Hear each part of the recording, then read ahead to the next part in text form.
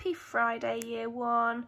I hope you can get nice and cosy, snuggle up and listen to this story. It's another Percy the Park Keeper one. I do love these stories. And it's called The Cross Rabbit. Can you see the rabbit's cross face? Goodness me, I wonder why he's cross. Let's have a look. It was a bright, cold winter's day. Snow had fallen in the night, and now everything in the park had been turned into a guessing game. "It looks wonderful," said Percy the park keeper, "but it makes a lot of work." Standing next to Percy was a rather old and cross-looking rabbit. "Well, quite so," said the rabbit. But now, what about these mice? They're making a dreadful nuisance of themselves." Percy found it hard not to laugh when he saw what was making the rabbit so cross. The mice were having great fun, and Percy began to chuckle, but quickly turned the chuckle into a cough. After all, this was no fun for an old rabbit, who only wanted to curl up and sleep through the cold weather.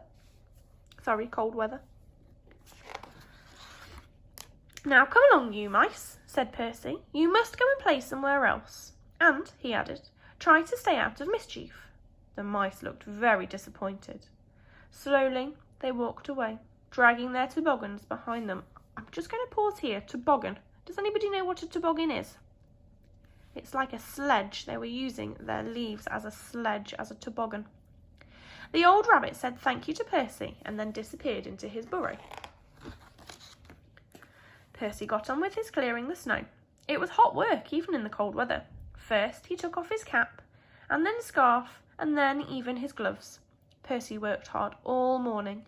He mopped his brow again and looked at his work.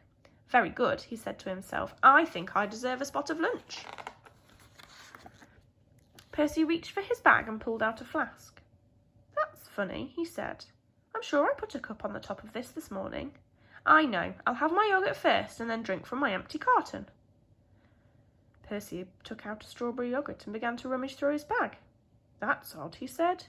"No spoon? It was a strange lunch.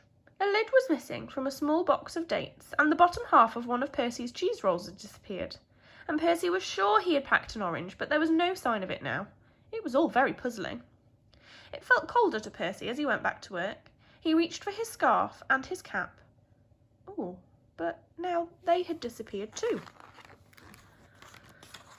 "This is most peculiar," said Percy, as he gazed around, looking for his cap and scarf. Percy was amazed to see his gloves walking off by themselves. "I must be dreaming," said Percy. "I'd like to be dreaming," said a cross voice. It was the old rabbit again. "Those mice are making a terrible noise. Would you speak to them, please?" And with that, the rabbit stumped off. Percy followed. "Look," said the rabbit. Percy looked. The mice had been very busy indeed. They were having a marvellous time. "Hello, Percy," they called. But suddenly they looked worried. "You're not going to tell us to stop, are you?" Percy glanced at the old rabbit. "Well, no," he said to the mice. "We just wondered if you could have a marvellous time a little more quietly." The mice cheered. "We'll try," they squeaked loudly. "Come on," said Percy to the old rabbit. "I think I've got some cotton wool in my bag. A little in each ear should do the trick." What do you think the cotton wool's going to do in the rabbit's ears? How do you think it might help? Lovely. Thank you very much for listening to my story. I shall see you soon. Bye.